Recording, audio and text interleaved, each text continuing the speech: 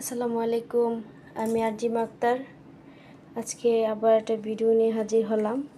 আমরা আরেকটি মোরগ পোলাও ডালার অর্ডার আছে আজকে, ওই ডালাটা সাজালাম।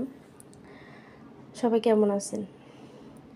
আশা করি আল্লাহর রহমতে সবাই ভালো আছেন।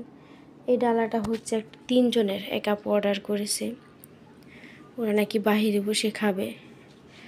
তো ডালাটা ভিডিওর মধ্যে আসলে জানি না কতটুকু সুন্দর লাগছে, কিন্তু দেখতে কিন্তু মোবাইল থেকে খুবই সুন্দর লাগছে। এই যে দেখেন, আপু চাইছে ডিমগুলো আস্ত দেওয়ার জন্য, তো ডিমগুলো আস্ত দিতে গিয়ে দেখলাম ভাবি একটু ডেকোরেশন করে দিই।